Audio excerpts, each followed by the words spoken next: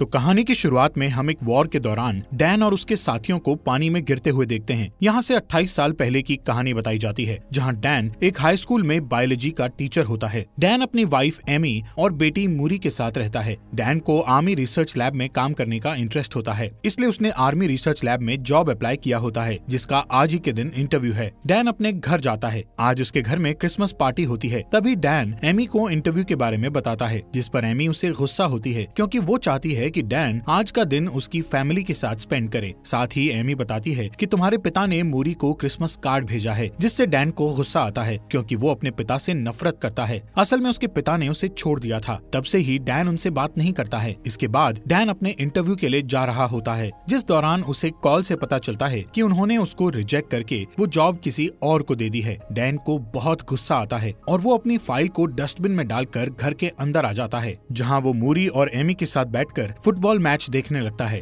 जिस दौरान बीच मैच में अचानक एक पोर्टल खुलता है और देखते ही देखते उसके अंदर से बहुत सारे सोल्जर्स बाहर आते हैं। इन सोल्जर्स की लीडर लेफ्टिनेंट हार्ट भी वहां आती है, जो सभी लोगों को बताती है कि वो लोग फ्यूचर से आए हैं, जहां 2051 में व्हाइट स्पाइक्स नाम के एलियन और इंसानों के बीच जंग छिड़ गई है और वो इस जंग में हार रहे हैं। अगर ऐसा ही चलता रहा तो अगले 11 महीने में पूरी धरती से इंसानों का खात्मा हो जाएगा। हार्ट सभी को हेल्प करने का कहती है ताकि वो इस जंग में जीत सकें। इस इंसिडेंट के बाद सभी देश उनकी हेल्प के लिए आम लोगों को सेना में भर्ती करके उन्हें फ्यूचर में भेजते हैं, पर फिर भी फ्यूचर वाली दुनिया में इंसानों की आबादी 5 लाख से कम बचती है। साथ ही फ्यूचर में भेजे 50% लोगों के जान गंवाने से अब लोग फ्यूचर में जाने के लिए सवाल उठाने लगते हैं, जिसके चलते सभी फ्यूचर में जाने के लिए विरोध करने लगते हैं। असल में सभी को सिर्फ 7 दिन के लिए भेजा जाता है। अगर वो 7 दिनों तक वहाँ जिंदा रहे तो वापस पास्ट में आ जाते हैं। इधर मूरी भी इस बात से परेशान होकर रोने लगती है और अपनी माँ को कहती है कि वो कभी भी फ्यूचर में ना जाए। तभी डैन वहाँ आता है और मूरी से बात करके उसे शांत करता है। अगले दिन जब डैन क्लास में होता है तब उसके फोन में एक अलर्ट मैसेज आता है।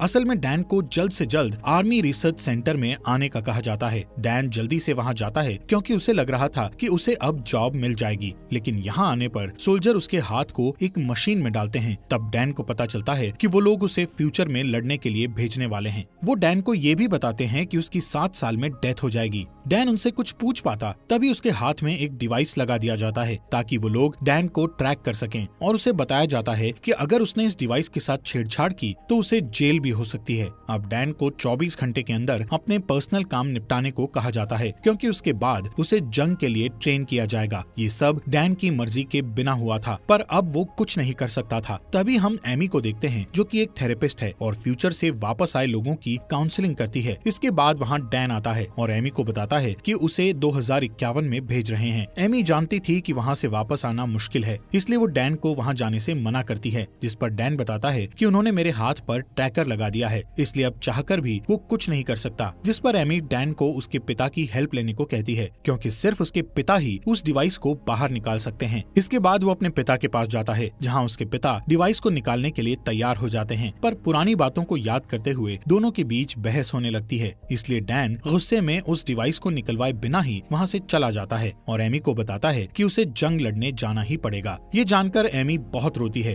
पर डैन उससे प्रॉमिस करता है कि वो 7 दिन में वापस आ जाएगा। जिसके बाद वो मूरी को अलविदा कहता है और वहाँ से रिसर्च सेंटर चला जाता है। यहाँ डैन के साथ कई लोग फ्यूचर में जाने वाले थे। यहाँ सभी को आर्मी ड्रेस दी जाती है और सबको अलग अलग टीम में बांट दिया जाता है, जिसमें डैन की टीम का नाम आर फोर्स होता है, जो कि एक रिसर्च टीम है। यहाँ एक लड़की सवाल करती है कि वो टाइम मशीन से पीछे जाकर वॉर शुरू होने से पहले ही दुश्मनों को क्यों नहीं मार सकते, जिस पर वहाँ बैठा एक ऑफिसर उसे बताता है कि उनकी टाइम मशीन सिर्फ 30 साल का टाइम ट्रेवल कर सकती है, जिसमें वो सिर्फ 2051 में जाकर वहाँ से वापस 2022 में आ सकते हैं। इसके अलावा उन्हें ये भी बताया जाता है कि उनके जो दुश्मन हैं वो कोई इंसान नहीं है, बल्कि एलियंस हैं। रात होने पर डैन अपने दोस्त चार्ली से बात करता है, जिस दौरान इमरजेंसी अलार्म बजने लगता है। तभी लेफ्टिनेंट हार्ट सबको अभी के अभी फ्यूचर में जाने को कहती है। अब क्योंकि सबको ट्रेनिंग खत्म करने के बाद वहाँ ले जाना चाहिए था, पर लेफ्टिनेंट हार्ट का कहना था कि एलियंस ने उनकी रिसर्च लैब पर अटैक किया है। अगर वो लैब तबाह हो गई तो वो वॉर में हार जाएंगे। इसके बाद सभी को एक जगह पर बुलाया जाता है और फिर एक एक करके उन्हें फ्यूचर में भेजने लगते हैं, जिस दौरान सिस्टम में कुछ खराबी आ जाती है, जिसके कारण वो सभी जमीन पर पहुंचने की जगह आसमान में ही रह जाते हैं और फिर एक एक करके सभी नीचे गिरने लगते हैं। ये वही सीन था जो हमें कहानी की शुरुआत में दिखाया था। यहाँ डैन और कुछ लोग एक स्विमिंग पूल में गिरते हैं, जबकि बाकी के लोग जमीन पर गिरकर मर जाते हैं। यहाँ के हालात देखकर वो सभी दंग रह जाते हैं, क्योंकि हर तरफ सिर्फ एलियंस थे। इसके बाद हम फ्यूचर की दुनिया की कर्नल को देखते हैं, जो बचे हुए लोगों से कांटेक्ट करती है। वो डैन को टीम लीडर बनाते हुए कहती है कि उसे रिसर्च लैब में फंसे लोगों को बचाना होगा। डैन अपनी टीम के साथ लैब की ओर निकल जाता है। सभी लैब पहुंच जाते हैं और देखते हैं कि एलियंस ने सभी लोगों को मार दिया है। जब कर्नल को इस बारे में पता चलता है तो वो बहुत दुखी होती है और डैन को लैब में रखी हार्ड ड्राइव लाने को कहती है। इन लोगों के पास ज्यादा टाइम नहीं होता है, क्योंकि एलियंस लैब में आने वाले थे। जिसके बाद कर्नल डैन को लैब में रखी सभी बायोलॉजिकल मटेरियल भी साथ लाने को कहती है, जिस दौरान वहाँ एलियंस भी आने लगते हैं। इसलिए यहाँ की आर्मी लैब पर बॉम्ब गिराकर उसे पूरी तरह तबाह करने के लिए निकल जाती है। कर्नल बताती है कि डैन और उसके साथियों के पास सिर्फ 3 मिनट हैं, जिसके बाद लैब को ब्लास्ट कर दिया जाएगा। पर जब वो लोग लैब के बाहर जा रहे होते हैं, तभी एलियंस उन पर अटैक कर देते हैं। ये एलियंस बहुत ही ताकतवर होते हैं और उन पर गोलियों का कोई असर नहीं होता है। एलियंस के अटैक में डैन के कुछ साथी मारे जाते हैं। अब जैसे ही बचे हुए लोग लैब से बाहर आते हैं, तब वहाँ बहुत सारे एलियंस आने लगते हैं और उन लोगों का पीछा करने लगते हैं। इसी बीच वहाँ आर्मी आ जाती है, पर एलियंस उन्हें जान से मार डालते हैं। कोई रास्ता ना दिखने पर डैन और बाकी के लोग एलियंस पर शूट करने लगते हैं। थोड़ी ही देर बाद वहाँ बॉम्ब गिराया जाता है, जिससे बहुत ही बड़ा ब्लास्ट हो जाता है, जिससे सभी एलियंस मारे जाते हैं। साथ ही इस ब्लास्ट के कारण डैन के कई साथी भी मारे जाते हैं और कई घायल हो जाते हैं। अब जैसे ही डैन की आंख खुलती है तो वो एक कैंप में होता है। यहाँ पता चलता है कि ब्लास्ट में डैन के अलावा उसका दोस्त चार्ली ही बचा था। जब वो दोनों कैंप के बाहर आते हैं तो उन्हें अपनी टीम का एक आदमी और दिखता है, जिसका नाम डोरियन है। डोरियन फ्यूचर में तीसरी बार आया था, इसलिए डैन उससे पूछता है कि क्या तुम मरने से नहीं डरते हो, जिस पर डोरियन बताता है कि उसे कैंसर है और वो सिर्फ 6 महीने ही जीने वाला है, इसलिए उसे अपने तरीके से बची हुई लाइफ जीनी है और घर पर रहने से अच्छा वो लड़कर मरना चाहता है। इसी दौरान वहाँ 2 सोल्जर आते हैं जो डैन को अपने साथ आने को कहते हैं, जबकि डोरियन और चार्ली को वापस लैब वाली जगह पर जाने को कहा जाता है। डैन डोरियन से चार्ली का ध्यान रखने को कहता है, क्योंकि चार्ली बहुत डरा हुआ था और वहाँ वापस जाना नहीं चाहता था। दूसरी ओर डैन जब कर्नल से मिलता है तो उसे पता चलता है कि वो उसकी बेटी मूरी है। असल में मूरी फ्यूचर में बड़ी हो चुकी थी। डैन उसे कर्नल की पोस्ट पर देखकर बहुत ही खुश होता है और खुशी से रोने लगता है। अब जैसे ही डैन उसे हक करने वाला होता है, तब मूरी उसे रोक देती है। साथ ही उससे कहती है कि मैंने तुम्हें यहाँ पर इमोशनल होने के लिए नहीं बुलाया है, बल्कि एक खास वजह से बुलाया है। जब डैन उस वजह को पूछता है तो मूरी उसे वक्त आने पर सब कुछ बताने का कहती है। इसके बाद मूरी डैन को अंदर ले जाती है और फीमेल व्हाइट स्पाइक्स के बारे में बताती है। मूरी का कहना था कि फीमेल एलियन बहुत ताकतवर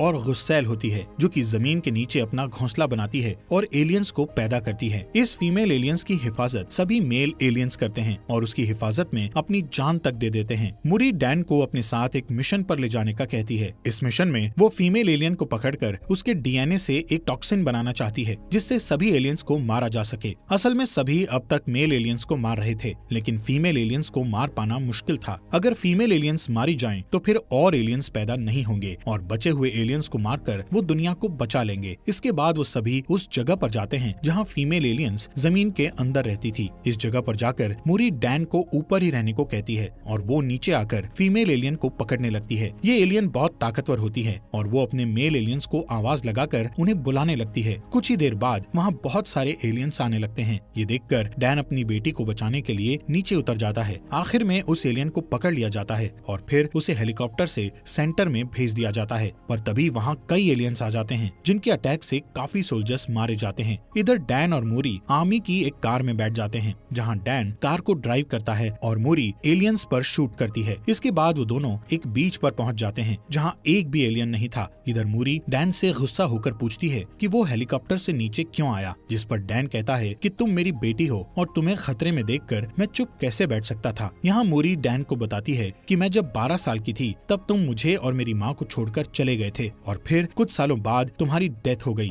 यही कारण था कि मूरी अभी तक डैन को देखकर खुश नहीं थी। मूरी को रोता देख डैन बहुत दुखी होता है। उसे समझ नहीं आ रहा था कि आखिर उसने पास्ट में अपनी फैमिली को क्यों छोड़ा। थोड़ी ही देर बाद वहाँ हेलीकॉप्टर आता है और समुद्र के बीच बने आर्मी सेंटर में ले जाता है। इस जगह को इतना खास बनाया गया था कि कोई भी एलियन वहाँ ना आ सके। इस जगह पर ही उस फीमेल एलियन को रखा गया था। मूरी उसका ब्लड सैंपल लेकर उसका डीएनए निकालती जाती है। डीएनए चेक करने पर उसे पता चलता है कि उसे अभी कई सैंपल लेकर हजारों टेस्ट करने होंगे, तब जाकर एक टॉक्सिन बनेगा। इस टॉक्सिन के बनने के बाद वो सभी एलियंस को आसानी से मार सकेंगे। मूरी सभी डीएनए सैंपल्स पर काम करती है, पर उसे अभी तक परफेक्ट डीएनए सैंपल नहीं मिला था। ये सैंपल सिर्फ 60% और 50% तक सीमित होते थे। मूरी पूरी रात जागकर सैंपल टेस्ट करती है, पर अभी तक उसे कोई अच्छा रिजल्ट नहीं मिलता है। इसके बाद वहाँ डैन आता है और मूरी को रेस्ट करने का कहता है। आज ही के दिन डैन को यहाँ 7 दिन हो चुके थे, इसलिए अब उसे वापस 2022 में जाना था। डैन मूरी से पूछता है कि आखिर उसने उसे यहाँ क्यों बुलाया था, जिस पर मूरी कहती है कि अगर ये टॉक्सिन बन गया तो इसे अपनी दुनिया में वापस लेकर जाना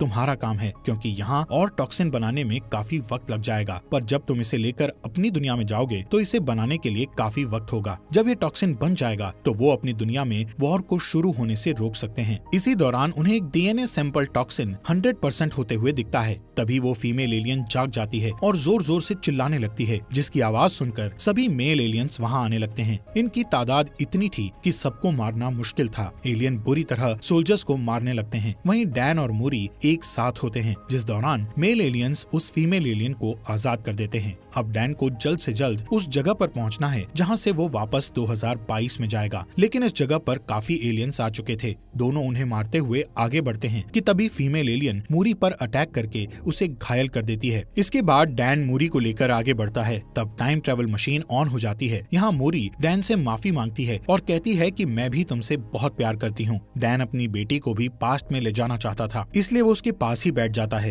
पर तभी वहाँ फीमेल एलियन आ जाती है और मूरी को पकड़ लेती है। डैन उसे बचा पाता इससे पहले ही टाइम मशीन द्वारा उसे 2022 में भेज दिया जाता है। यहाँ डैन के साथ साथ चार्ली, डोरियन और बाकी के कुछ लोग भी आए हुए थे। डैन लेफ्टिनेंट हार्ट को वो टॉक्सिन देता है और बड़ी मात्रा में बनाकर फ्यूचर में भेजने का कहता है, जिस पर लेफ्टिनेंट हार्ट बताती है कि अब जंप लिंक बंद हो गया है, यानी कि अब वो टाइम मशीन का यूज नहीं कर सकते हैं, इसलिए वो ये वॉर हार गए हैं। जिसके बाद डैन अपनी वाइफ से मिलता है। डैन फ्यूचर में मूरी की डेथ को लेकर बहुत दुखी था। जब वो घर आकर मूरी को देखता है तो उसे गले लगा लेता है और रात भर उसके रूम में ही बैठा रहता है। जिसके बाद एमी उसके पास आती है। तब डैन उसे फ्यूचर की मूरी के बारे में बताता है। अब डैन फ्यूचर में होने वाले वॉर को रोकने के लिए कुछ करने का सोचता है, इसलिए वो सबसे पहले डोरियन के पास जाता है और उससे एलियन का नेल मांगता है, जो कि डोरियन ने फ्यूचर में जाकर अपने पास रख लिया था। इसके बाद वो दोनों उस नेल को लेकर चार्ली के पास जाते हैं। चार्ली उस नेल पर रिसर्च करता है तो उन्हें पता चलता है कि उनके नेल्स पर ज्वालामुखी की राख लगी हुई है। चार्ली बताता है कि ये राख चाइना में फटे ज्वालामुखी की राख है। तब डैन कहता है कि लेफ्टिनेंट हार्ट ने बताया था एलियन का पहला हमला रशिया में हुआ था, फिर उनके नेल्स में चाइना की ज्वालामुखी की राख क्यों है। तभी डैन को उनका एक स्टूडेंट याद आता है जो कि ज्वालामुखी टॉपिक के बारे में बहुत कुछ जानता था, इसलिए वो तीनों उसके पास जाते हैं, जहाँ स्टूडेंट बताता है कि आज से 1000 साल पहले चाइना में ज्वालामुखी फटा था, जिसकी लहरें रशिया तक भी पहुँच गई थी और फिर वो राख में बदलकर वहीं पर जम गई थी। फिर कुछ समय बीतने के बाद वो जगह बर्फ से ढक गई। ये सब जानने के बाद वो समझ जाते हैं कि जरूर कोई एलियन शिप वहाँ आई होगी और फिर बर्फ ढकने के कारण वो वहीं दब गए होंगे, जो कि 2051 में बर्फ पिघलने के बाद धरती के ऊपर आ गए। इसके बाद डैन और चार्ली डिफेंस ऑफ सिक्योरिटी के पास जाकर उन्हें सारी थियोरी बताते हैं और रशिया जाकर सभी एलियंस को वॉर के पहले ही मारने को कहते हैं, लेकिन वो उन दोनों की थियोरी पर यकीन नहीं करता है, इसलिए उनका साथ देने से मना कर देता है। इसलिए वो तीनों खुद ही वहाँ जाकर उन एलियंस को मारने का सोचते हैं। अब डैन अपने पिता से हेल्प मांगने के लिए जाता है क्योंकि उनके पास प्लेन था।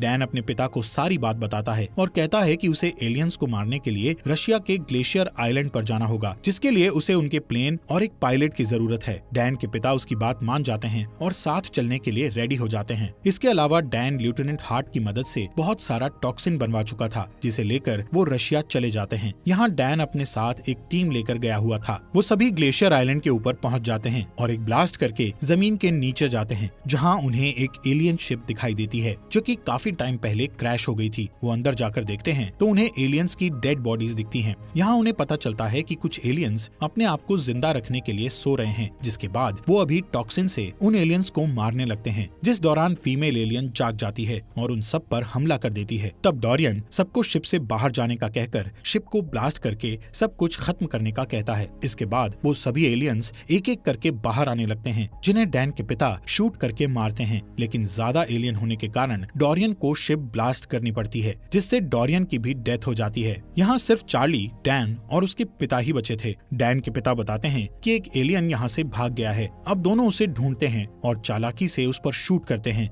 ये वही फीमेल एलियन होती है जो कि बहुत ताकतवर है और उसे आसानी से मार पाना बहुत मुश्किल है। तभी वो वहाँ से भागकर छुप जाती है और डैन पर अटैक करती है। ये देख डैन के पिता उस पर अटैक करके डैन को बचाते हैं, पर थोड़ी देर बाद वो डैन के पिता पर अटैक करती है। तब डैन जल्दी से उठकर उस एलियन को जान से मार देता है। इसके बाद डैन अपने घर आ जाता है और उसके साथ उसके पिता भी होते हैं। अब डैन डिसाइड करता है कि वो ऐसी कोई गलती नहीं करेगा जिससे उसका परिवार बिखर जाए। और इसी के साथ ये मूवी यहीं पर खत्म हो जाती है। दोस्तों, आपका दिल से शुक्रिया हमारे चैनल को सब्सक्राइब करने के लिए।